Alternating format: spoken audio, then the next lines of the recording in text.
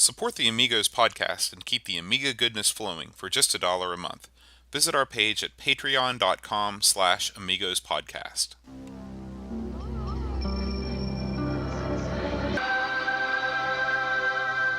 Amiga, the first personal computer that gives you a creative edge.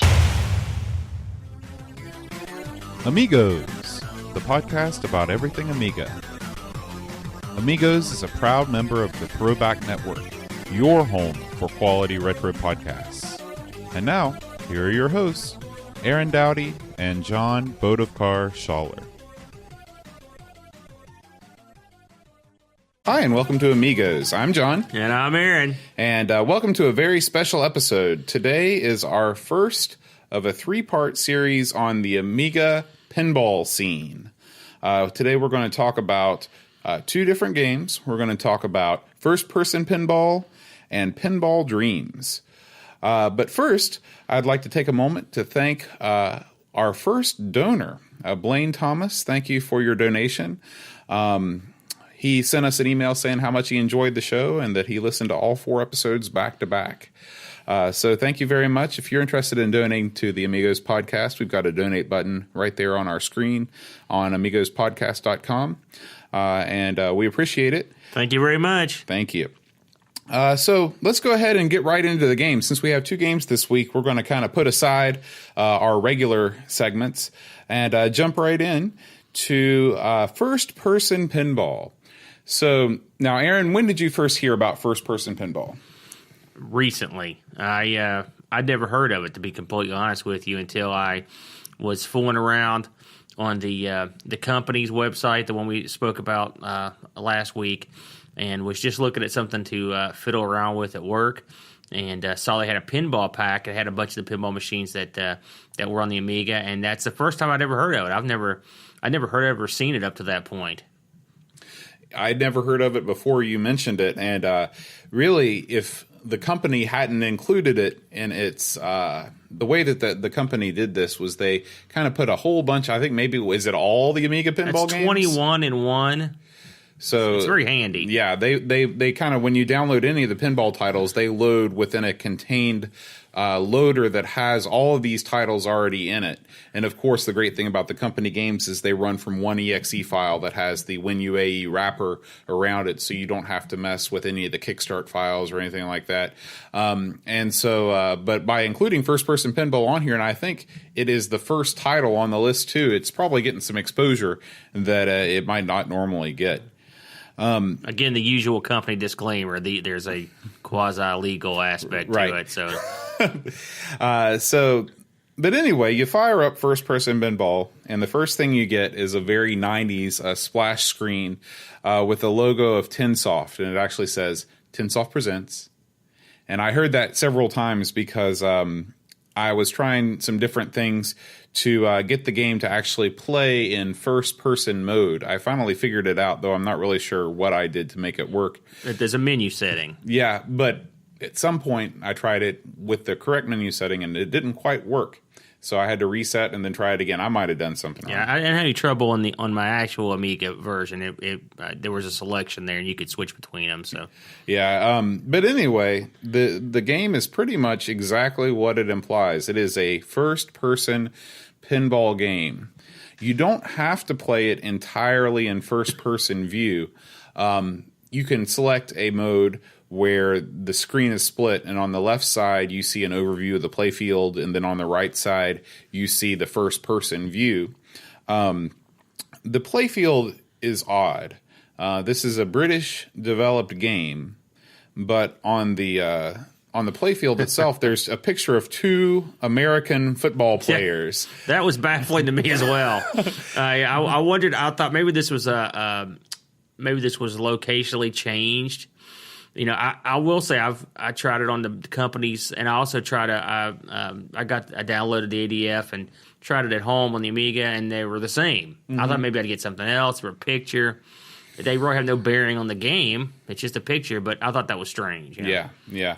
And on top of that, the playfield itself, to somebody that's familiar with pinball machines, is kind of strange. It seems to be kind of haphazardly strewn about with different lanes and bumpers and things. Spinny stuff. Yeah, there's some sort of a hole you can fire the ball into. All these things affect your score, but for a playfield this complex, there doesn't seem to be any depth to it. There's no different kind of in-lane scoring. There doesn't seem to be any sort of multiplier available that I could find. Aaron, could you see anything? No, I had no idea what was going on with the playfield. And since we both own pinball machines, we're not coming at this without some sort of background. And I think it was just an old school put together thingy. Right. On top of that, the ball physics are terrible. If you play in the overhead view mode and you try and, manipulate the ball to get it to do what you want, the ball just kind of tends to fire off at any rate of speed that it wants. It doesn't even really matter if you hit it with the flipper or not. Sometimes it'll just carom off the flipper without you pressing it, and it'll just fly off in an opposite direction. It's really actually hard to lose a ball. Did you find that in first person pinball? Yes, it was. It can be done. Also, I thought it was odd that it defaulted to 4 balls. Yeah, that was which that's my score, 4 balls, and I was like, okay. To put it in perspective, the first time I played this, I shot the ball. It came down a lane. It hit a bumper. It bounced up. It went to the lane. It hit a bumper. It did this about, let's say, 2 minutes. And I started beating the crap out of the flippers. And finally, the ball just laid there for a minute. And then nothing happened. So I started it over. I thought, well, we're off to a bad start. And that's pretty much the way it went. The ball is, I wouldn't say there's physics involved on the Intellivision, the old Atari video pinball. Right.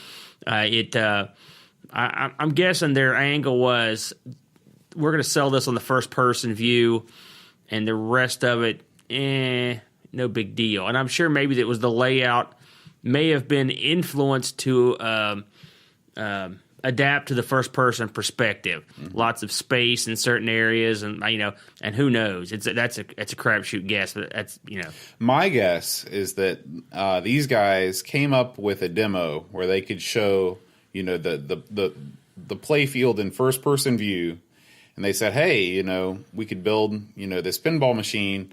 And it really doesn't matter if it's any good or not, because people will just be floored that they can see this ball traveling on the playfield in real time.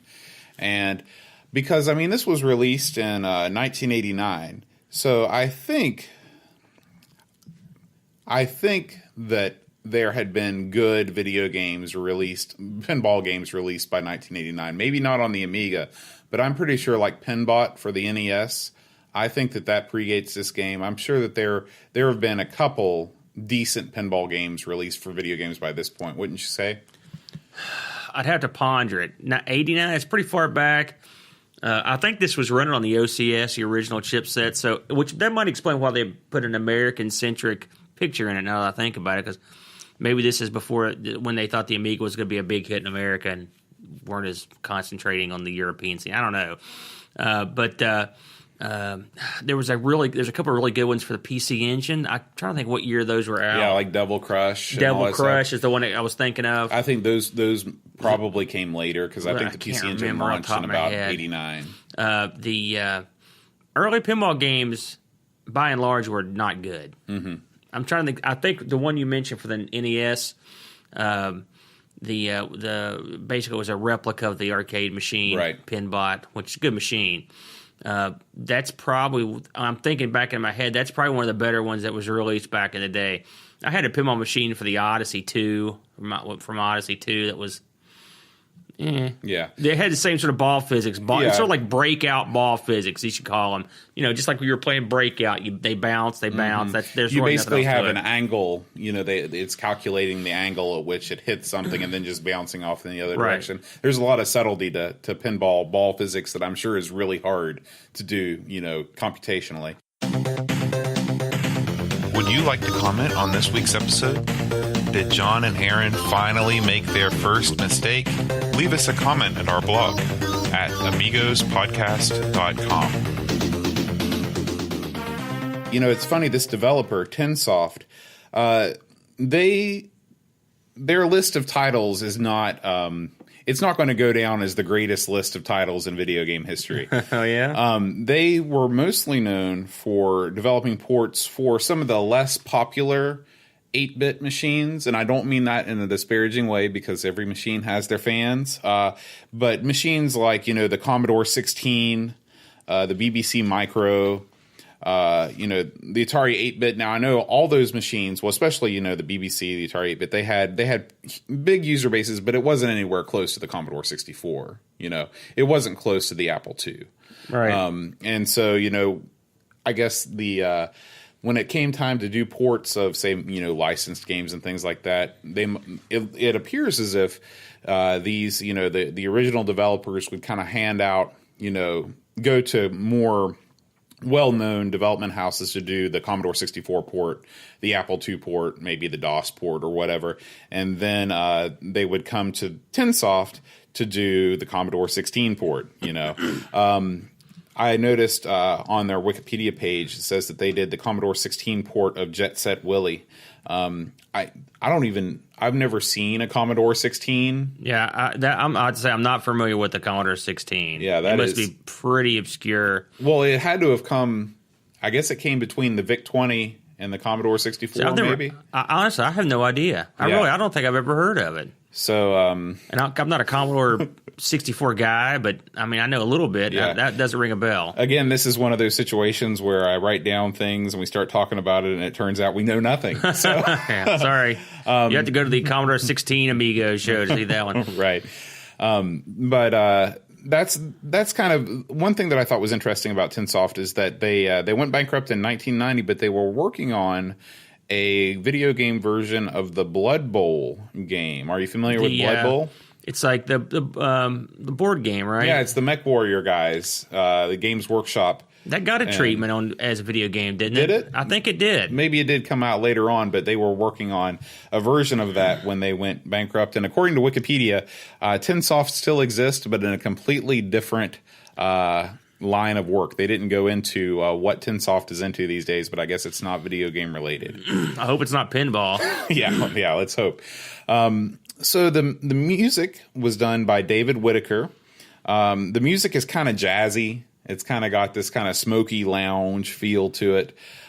He also did the music for Alfred Chicken, Beverly Hills. I like Alfred Chicken, actually. Beverly Hills Cop. I'm not familiar with the Beverly Hills Cop game, but I wouldn't bet on it being great. And Alien Syndrome. I bet Axel F's in it. Yeah. Be my guess. Right? That's true. Alien Syndrome. Now that's the Sega game? Right. The arcade game? Well, I don't know if he did the one for the Amiga. So. Oh, okay. Now, Philip Nixon, he was, I guess he was part of the design team, and he worked on Elvira, the arcade game, and Trolls. Yeah. Now, I forgot about Trolls, but there were, I was looking on Lemon Amiga, I guess there were several Trolls games. You mean like the little dolls with the hair? Yeah. Huh. There were several Trolls games for the Amiga. So I guess, the rise and fall of the Amiga kind of mirrored the rise and fall of Trolls. My kid has a troll doll. And really? Yeah, and Teresa used to collect troll dolls, my girlfriend. So that's... they're still kicking around. I'll have to fire that up for him. Yeah. I'll get into it. The coder was Nick Sen. And Nick... That's a great name. Yeah. Nick it's kind of funny because it looks like that he was exclusively responsible for ports of arcade titles that were cleverly reworded because he did that great classic Burger Man. Definitely didn't have anything to do with Burger Time. And Jungle Boy looks a lot like Jungle King or Jungle Hunt. So I'm familiar with those. If you come from I came off the Tandy Tier City Color Computer series, and we got many of those. We had the Sailor Man, we had Donkey King, we had the whole run. So sometimes a good clone can surpass what's actually produced as the legitimate version. Absolutely. So I'm not saying these do, but you never know. Yeah. And that might be a fun possible future episode is looking at go some back of and these. look at rip-offs. Right. There's plenty to look at. Yeah. So anyway, kind of closing thoughts on First Person Pinball. It's neat. It's a neat tech demo. I I'm sure that it was impressive for 1989, watching the ball kind of bounce around. And it doesn't move with any kind of fluidity in first-person mode. It's just kind of a series of still images. But it does move fast enough that you do get some sort of a sense of movement. It's completely impossible to play in first-person mode. I'll have to tell you, I appreciate what they attempted. I appreciate the age of the game, but I hated this game. And it's amazing that this is on the same platform as the game we're going to do next, because this is just horrible. Right. It's got everything about pinball that I don't like. The first person is. Can you imagine trying to play from that? I'd like to meet, if you're someone out there in Radio Land that is good at this in first person, man, please make me a video up to show me that, because it is unplayable. Yeah, I wanted to turn it off almost immediately. Yeah. Yeah. This was no good. Yeah. But again, it's old. They were trying to think out of the box, Right, and I'll give them credit. And sometimes that doesn't work. So my hat's off to them, but that's no good. Yeah. If you're going to play one pinball game for the Amiga, don't make it this one. No. Don't make it this one. Scores. Okay, I did have a score. All right. I'm not gonna lie to you. I didn't sit down and just gorge play this thing, but I came up with a whopper 122,900. Okay. Well, I played this, a little bit. I played it, and basically what happened was I got to the point where I was playing. I hit the ball up, and there's a set of triangle bumpers, and the ball became trapped going in a loop over those triangle bumpers. That would happen quite a bit. I had quite a few games because of something like that. So before that happened, I had around 300,000 points. Oh, yeah. Very good. I'm not proud of that score because... I was just, at times I would try and make the ball drain, and I couldn't make it drain. So. Yeah, I'm not going to lie. I didn't exactly, I didn't try to keep the ball alive real hard. Yeah. I'll let you have this one, but this is all yours. But, if you're a glutton for punishment, we are going to fire this bad boy up on the live stream after the episode. So. Oh, well, I got to go, man. Are you enjoying the Amigos podcast? If so, please take a moment to write us a review on iTunes. iTunes is how most people discover podcasts, and by writing a review, you'll help us get to the top of the retro gaming and computing section. Thanks! Next up, we've got Pinball Dreams. So, Aaron, what can you tell us about Pinball Dreams? Pinball Dreams is better than first-person pinball. I can tell you that right now, right out of the gate. Of course, if you've had an Amiga for any length of time, you're probably familiar with Pinball Dreams. The Pinball Dreams and its brethren were mainstays. Almost everyone had them or have played them on the Amiga, and this was the first one released in the series. Pinball Dreams was made by a group called Digital Illusions. They were a group of people out of Sweden, an interesting bunch. Amazingly, and I didn't know this, because I'm thick in the head.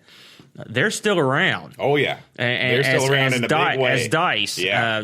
They had an interesting history. I'm going to butcher. I apologize to our people in Sweden. Get ready for some Swedish names. Yeah. First of all, they were founded in Digital Illusions was founded in May of '92 in a place called Vejo. It's a VA with a double dot over it. Oh, the umlaut. XJO with a double dot over it. So I apologize to those people, and maybe somebody could correct me.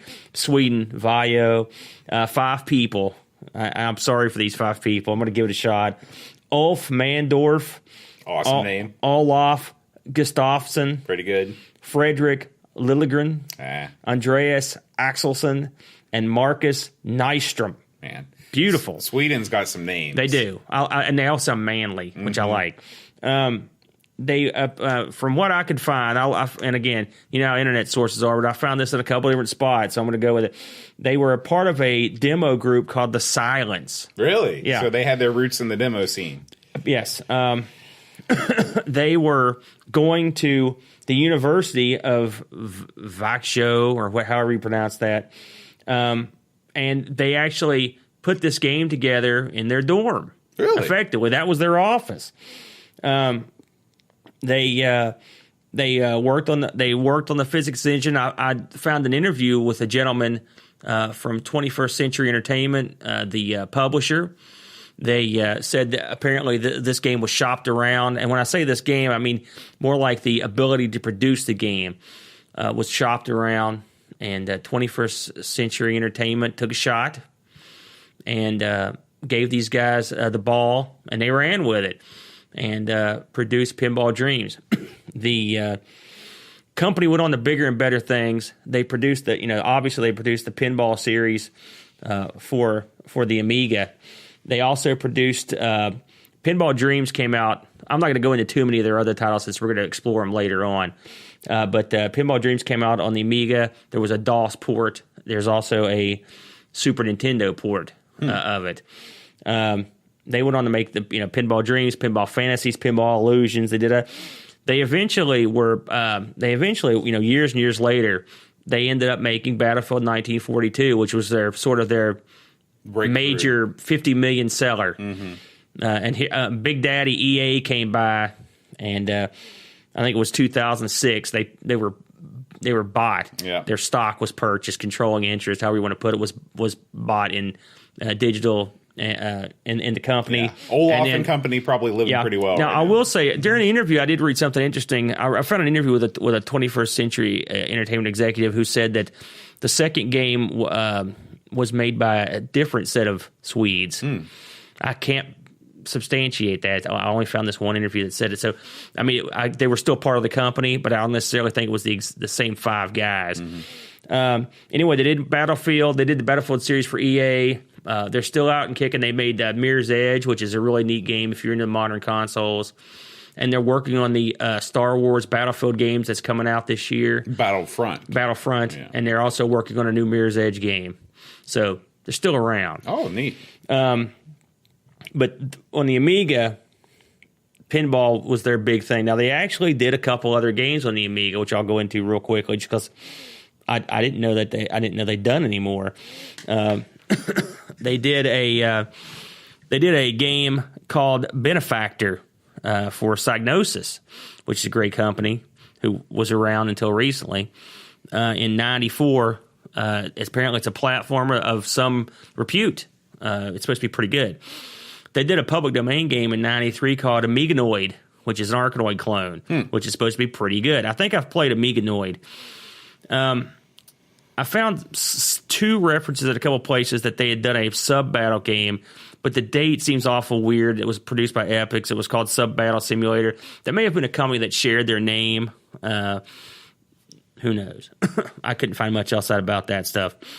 But they've done a lot of stuff. Oh, one more thing. They did another pinball game that didn't get on the Amiga. It was called True Pinball. Have you ever played this or heard of it? True Pinball. No. It was out on the PlayStation and the Saturn. Okay. I've got a PlayStation and a Saturn, so I'm going to dig this up. I did watch some video of it. It looked really good. It looked a lot like a modern pinball simulator would, with the exception that it didn't pivot and swivel like in the 3D way, you know.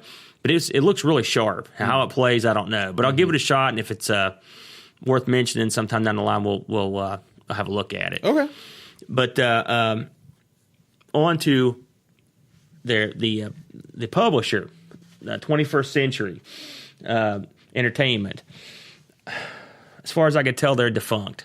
Is this 21st? This isn't affiliated with 20th Century Fox? No. These guys are out of the UK. They were. And apparently they may have been purchased and briefly or moved to New York. I couldn't substantiate that, but as far as I could tell, they're not around anymore. I looked over what they'd done, and it's a good thing they bought the Pinball Dreams series, because that's the bulk of what they did was the pinball stuff. They did pinball. They did the entire pinball series on the Amiga and on the consoles and on the CD32. They did something called Pinball Mania, which I've yet to play, but I think we'll probably have that on the list somewhere. They did something called a Slam Tilt, which I think is also on our list, but I haven't played that before. There's a few of these that came out later that I hadn't heard of until I downloaded that pack. They released a pinball game for the 3DO, which I thought was interesting. It was called Total Pinball, and I've got a 3DO, and I think I have it. I don't know if I played it or not, but I'll have a look at it. They had another 3DO title in production, but it got canceled, and that's the last anyone ever heard of them. Now, 21st Century Entertainment, I remember, I think from the splash screen, that's the thing with the Griffin, right? Yeah, that's right. That's correct. They just pretty much were a pinball thing. I don't know. Like I said, I found an interview online with a gentleman from 21st Century Entertainment, and they acted like they had been around for a while before. At least the interview, they sort of led me to believe they'd been around for a while. But as far as I could tell, pinball games were the first stuff they ever did. So, there you go. That's pretty much the long and short of it. They had talked about making an expansion, a CD expansion for Pinball Dreams. I don't have it, and I have not seen it. But from what the interview, it sounded like it was a done deal. So if it's out there and anyone's got it or has played it, maybe it was a PC exclusive, or maybe it was something that they packed with the CD3 too. Let us know. Let us know what you thought of it and where you got it. I'd be interested to have a look at it. But the game, it's the game that we looked at this week. It had 4 tables. They had one was called Ignition, which was a race car that was the space one. Ignition was the space one. They had one called Beatbox, which was a music industry one. They had one that was cryptically named Nightmare, but the table was called Graveyard. I don't know. I read that had changed on the consoles. I'm not sure. Did you notice the name difference on there? I didn't. Yeah, it was. When you click on it, it's Nightmare, but when the title is called Graveyard. Interesting. Yeah, I read that. It seems like on a console version of this, that had been fixed, and also if you'll recall, on the flipper, right beside the flippers, the lanes, they had upside down crosses on that one. Those were apparently removed for the console version, which understandable. Yeah, and they also had a table called Steel Wheels, which was a Western based table. What did you think of? Let's go down through them real quick. What did you think of Ignition, the space based one? Well, before we go game by game, I just wanted to make a couple points about why I thought this game was great. Okay.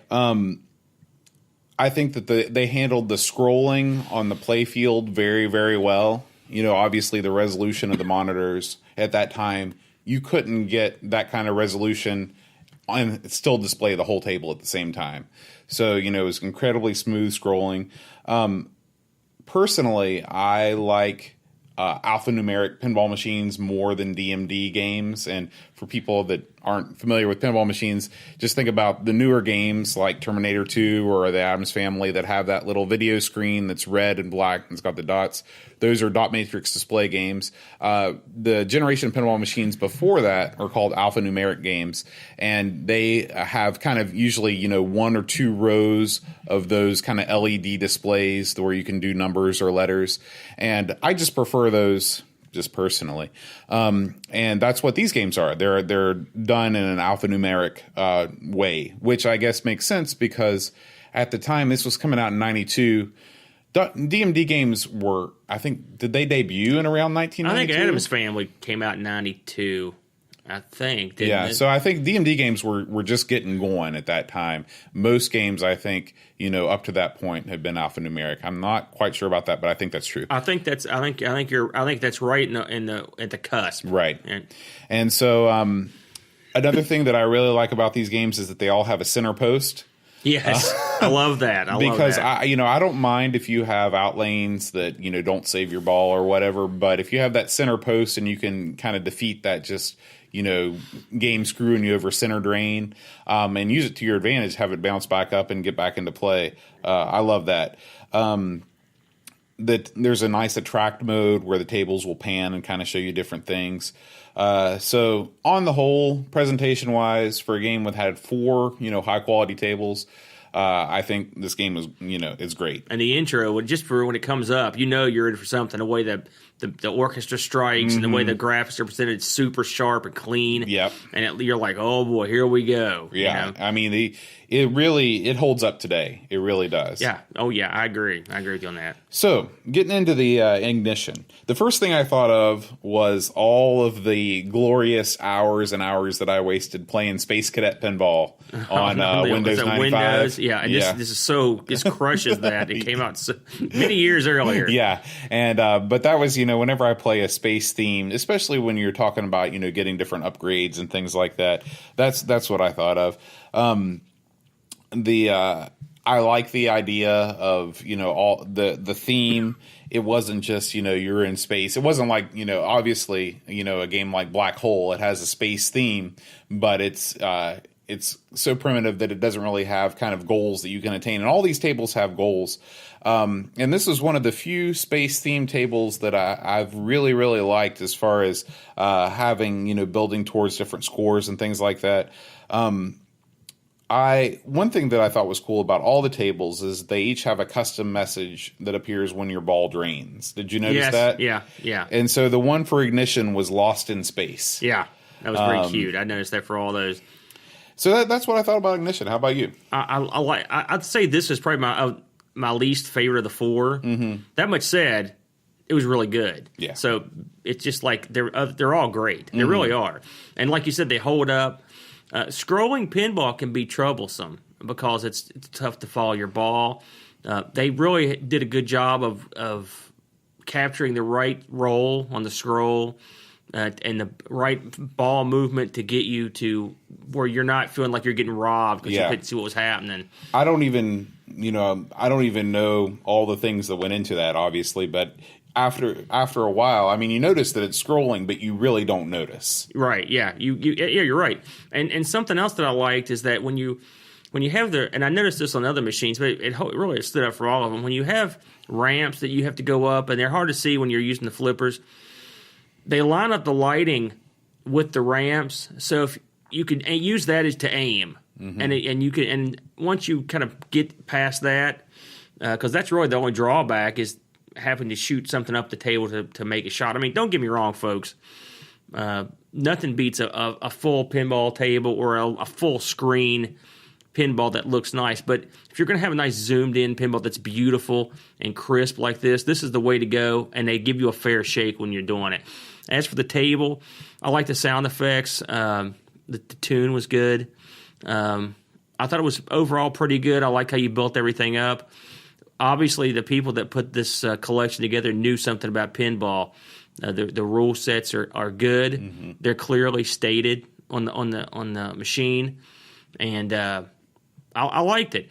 Again, the theme was okay. Space theme on a pinball not my favorite. So, but I'm not going to hold that against it. It was a good machine. Yeah, I guess if you're thinking about a real world machine that would probably be the closest to it, probably be Space Shuttle. Yeah, I would agree. Mm-hmm. I mean, in theme and in not necessarily in table setup, but in terms of the way your ship, the way you build things up, the way I agree. That's exactly what I would say. You want some Space Shuttle trivia? Go ahead. Space Shuttle, first pinball machine to feature a toy on the playfield. Really? Yeah. The Space Shuttle was the toy? Mm-hmm. Really? Mm-hmm. I did not know that. There you go. It was a decent toy, too, although I've seen replace We're not going to get on a pinball thing, but people make mods for pinball machines all the time, and I've seen a mod for that one, and I've seen lights for it and the whole 9 yards. So that was Ignition. Next is Steel Wheels. That's the next one I have on my list. What'd you think? I'm not a fan of the Western theme. It's okay. I thought that the table actually played similarly to Graveyard as far as where the way that the rules were set up and the location of the ramps and things like that. I just thought it was okay. I think this was my least favorite. Mm-hmm. I just couldn't connect with it. The out lane when you drain your ball, it says out of track. Again, Yes. I like that. Yeah. So, look, you want to go ahead and do our scores for each table before Sure, we move we on? can do that. I'll have to say, Ignition, I spent the least amount of time on. Okay. My score on there was 2,043,704. Well, you did better than me.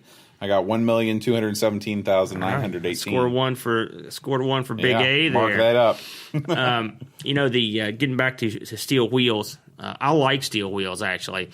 The theme's okay. I like the table setup a lot. I felt really comfortable playing it. It's weird. I don't know. I can't explain it. You know how it is. It's just one of those things that's Sure. organic. You just fall in love with one. The table setup was probably my second favorite. One thing about these and getting back, overall, you can tell the people that made these really knew a lot about pinball because they put a lot of the great necessities of pinball in there. Does it have a skill shot? Yes. Does it have change lanes with the flippers? Yes. Mm-hmm. Can you advance to different things? Yes. To do different ramps. I mean, they had they had mystery wheels where you could score. I think this is one that had the mystery wheel where you could hit it. Once you built that up, you could hit the ball into the trap and it would spin the wheel and you'd get a million or an extra ball or whatever. That stuff's great, and they didn't have to do it, especially back when this was out. Right, and a lot of those rule sets were still relatively new at the time. Sure. The change, to push the flippers to change the end lanes. I think Firepower was the first one to do that, right? Correct. And I will say this: when this came out, in '92, you'd had the '80s. You'd had all the big players in the '80s. They had perfected their art. And the rule sets had gotten more expansive. Mm-hmm. And if you look at the pinball machines that came there in the 80s, your Black Knights and the like, advancing rule sets had come a long way. So, like I said, for computer pinball, it's a quantum leap, really, considering what they had. And they were more in line with real pinball machines than they were computer pinball machines. They really had no equal at that time. Mm-hmm. But anyway, Steel Wheels, a lot of fun, good soundtrack, a good tune. I like the color. Overall, I thought it was a pretty good machine. Yeah. Next up is Beatbox. Score. Oh, shoot. So I'll go first this time. All right. I managed to score almost 4 million, 3,934,000. Oh boy, sorry, Boat. 9,119,840. Well, you like this table, so you probably put it in a few more games. I only played it a few times. Really? I had, I didn't want to spend too much time on the table because I wanted to see them all and kind of play them all equally. Mm-hmm. That much said, good table. I enjoyed it. All right. Next up, my favorite table, Beatbox. That's my favorite one as well. Who'd have thunk it? I like everything about this table. I like the colors. It kind of reminded me of 720 Degrees, that same sort of color scheme. Yes. I love the voice samples when you go over the lanes. It says, "Hey, yeah, hey." They were great. You got the whole breakdance, vibe with everything. And the theme of the table is that you've got this song and you're trying to climb the charts, and they've got different things. I think they've got like single cut, album something tour, which is awesome. I love that. You've got two different things for climbing in the U.S. and the European charts. When you drain your ball, it says decibel overload. Yes.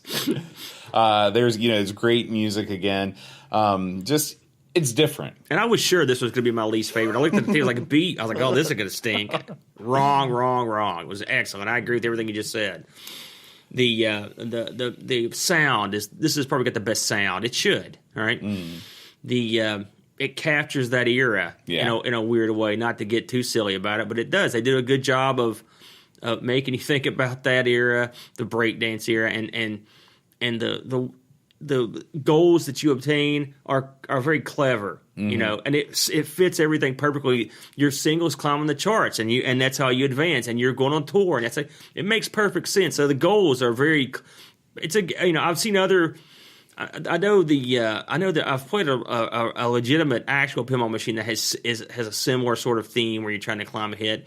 I don't recall what it was off the top of my head, but I think Rolling Stones has some elements It of might things be. like that. You mean the original one? No, the new one. Stern I haven't played the new one. Okay.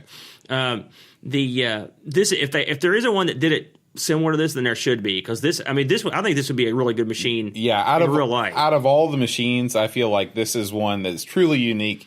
Yes. And they could turn this into some sort of a throwback machine. For I sure. agree. I agree with you on that 100%. My favorite going away. Now, unfortunately, I forgot to write down what my score was on the table. Okay, So I have no idea. by default. Nice Yeah. work, but I scored 3,726,000 points. I played a lot too. A challenging table. Mm-hmm. Probably. Is it harder than Ignition, you think? I'd say it's those two I thought were the hardest, and I think this one might be the hardest one. Maybe that's why I liked it as well. That's true. I enjoy a difficult pinball machine. Right, and it was real good. And on top of everything else, like you said, it's a unique theme. Mm-hmm. The music theme's good, and this really worked well, and it was colorful, good stuff. Yeah. Graveyard. This one, I mean, it was okay.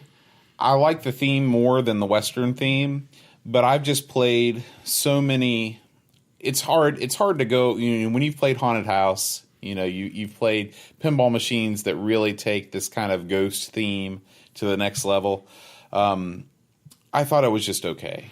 It's funny. I was never a huge fan of Haunted House. I like the look of the back glass, but I never was a big. You never like climbing the stairs, or I didn't like the art package. If you want the truth, really, but I liked Graveyard. Well, this one had two names, right? When you pick the menu name, it says Nightmare, and then when you actually get to the machine, it says Graveyard. I liked it. I liked the sound effects were really good. The theme was cool. They may have went a little overboard on some of the parts of the theme, but I thought it was pretty well done. I thought the machine was pretty good. I'd say this was right up there. If I had to pick like a number 2, this and Steel Wheels are close. Mm-hmm. I think my kid would probably like this one the most. I can see where this. I mean, the one thing about this package is you've got machines that will appeal to different people. That's very true. And some people look for a rule set or whatever. And let's face facts; they all have a pretty solid rule set. So after you go to that, it's a matter of which machine has a theme that you enjoy. Yeah, none of these games I thought had rule sets that were deficient to any of the pinball machines available at the time. Like I mean, real pinball machines. Like games that were out in '92. I can't think of any ones that have a deeper rule set. Or a rule set that I'd rather play. Just generally, I mean, there's definitely certain games that I like more than these games. But on the whole, I mean, these could have just been slotted into an arcade, real arcade and real tables, and not had any trouble. I don't think. They almost remind me of your later '90s era rule sets. Like I own a WWF Royal Rumble pinball machine where you have to complete missions to get to like a jackpot mode, or we own a whodunit, same sort of deal. It's almost like a DMD rule set with an alphanumeric display. Right, and I know a real pinball aficionado could probably come up with some of the early '90s, late '80s pinball machines that have a real deep rule set. None are springing to mind. I mean, if you play something like Gorgar or something like that, there's where you go and try to complete different tasks on the table, But in terms of the rule set, this is probably as deep as you. I don't think you'd find one any deeper. Yeah. Now, I know this is bad, but it's been a couple days since I've played it, and I can't remember. Are there any ramps? I'm sorry. Are there any not ramps? What am I thinking of? When the ball goes up the ramp and then it travels. Lanes? You mean what's like the elevated lanes? Yeah. There's a name for that that's escaping me. But are there any, like in Taxi? Yeah. Are there those on these tables? Yeah. Or is it? Yeah, they had some. I didn't know if the ramps just kind of went up and then they came back down, or if they had, elevated lanes or not. That would drop. You're saying that now, and I played the heck out of these things, but right on top of my head, Luckily, we're about to play them again in a few minutes. When you're not looking at them, it's hard. I will say something else we didn't mention is the way that they managed to to add depth. I mean, physical depth to the machines. Yeah, very impressive. And the to make it look like you're looking down on a machine is, I mean, it's incredible. You know, I played this when you play this on an Amiga, and you think of the resolution you're working with and the color palette. It's just astounding that they could pull this off. I mean, it really is a monumental task. I know in the interview I found on the web with the guy from 21st Century Entertainment, he was talking about the how brilliant the physics engines were on these. That when they made a DOS port, they had to put a 386 under it to get it to play. And if you consider that, the Amiga has a 7.14 megahertz processor. The 386 was a much, much faster processor. Now, granted, you had custom chipsets with the Amiga that would allow you to offload the graphics and the color, but still, when it comes down to ball physics, you're talking raw processing power. And it's pretty impressive that they could do that with the Amiga. I know the gentleman said they had more trouble getting these on the consoles because of the limited processing power. But from what the interview said, if this guy's to be believed, the physics engine, up to a point, I don't know if it was in Pinball Dreams or one of the other games, but they had 8 different surface areas that would change the way the ball traveled. You had wood, steel, plastic, and they actually took these into account. I mean, the ball physics is phenomenal.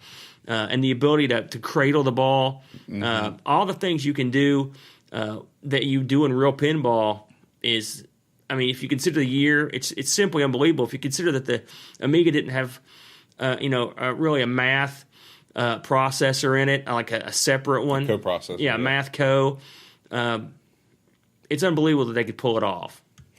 I was not expecting this game to be as good as it was. Really? So this was the first time you'd played these? Yeah, this was the first time that I played it, and especially after coming off first-person pinball. Yeah. I was like, man, pinball stinks on the Amiga. Yeah. This is going to be terrible. Well, and welcome to the good stuff. Right. Because these are really, not to give it away, because we haven't played the other ones yet. It's been a while since I played, but I mean, these tables hold up even against the future versions of this. They're really good. And I think Beatbox it's one of the best video pinball games I've ever played. Me too. It's an outstanding machine. But getting back to Nightmare, good. I like the targets.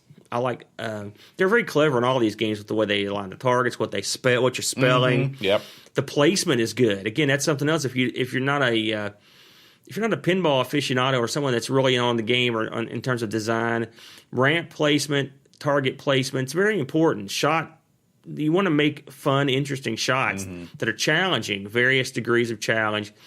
And really, I don't think Graveyard was the best at that, but it was still pretty good. But none of the machines had these shots I thought were cheap or impossible. I thought they all were fair. And when you think about it, the guys that are designing these games, they might as well be real pinball designers, because all of the physics and everything, that the physics are so realistic that it would directly, translate over to these tables. When you think about how physics work in traditional non-computer, before computers with pinball machines, I guess, they were building wood models and everything. Right. But, these really feel like they would translate over very well. I'm pretty sure if any of our listeners are into the pinball scene and have played any of the modern pinball emulators or simulators, they're a little bit of both. I think some of these tables have actually been reworked into some of the modern, I'll say modern, but they're aging now, but some of the modern pinball simulators. I haven't tried them. I'm sure I've seen them. And I may try to grab a couple. I actually have a virtual pinball machine at the house, as you know, Bode. And maybe we can sit down someday and take a little film of that and put one of these up there. But I would love to play one of these on a flat, non-scrolling. Oh, that would be great. Yeah, that would be really good. But that much said, the scrolling, I mean, for what they had to work with in 92, I couldn't be in higher praise. Absolutely. So what did you end up scoring on Graveyard? I got 6,120,120. All right, well, I beat you. Oh, no. I almost had a clean sweep. 9,736,000. Wow. And you weren't a big fan. Yeah, well, I mean, it was all right. I liked it better than Steel Wheels, but not as much as Beatbox. Yeah, it's neat that we both agree on the one that we like the most. I think that's kind of cool. But overall, high marks. Yeah. Well, that's all we have for this week. So stay tuned for the live stream. Do you know what What do you want to try to go after next week? We're gonna split these pinball reviews up into every other week, and do this. We've done this one. Next week we'll review a proper game, like we normally do, and then go. That's what you want to do, right? Right. I can come up. I've got one in my head that we could do. I've got one in my head. What do you got? Go ahead. What do you got? All right, you ready for this? I'm ready. Micro League Wrestling. Oh boy. Okay. Now I believe that was on several different machines back in the day. It was. I have not seen or played that, maybe ever. Well, I was inspired because, our friend Flack does a C64 podcast called Sprite Castle. Right. And last week he reviewed the C64 version of Micro League Wrestling. Okay. And I looked on YouTube to try and find some Amiga footage of it, and there's not much. And so I just don't think that proper attention has not been paid to the Amiga version of Micro League Wrestling. You know, I'm a big wrestling fan, and I know you like wrestling too, so it should be a good time. Yeah. Aaron, is there anything else I've forgotten to mention? I think we could put this one to bed. All right. Well, until next time, Adios.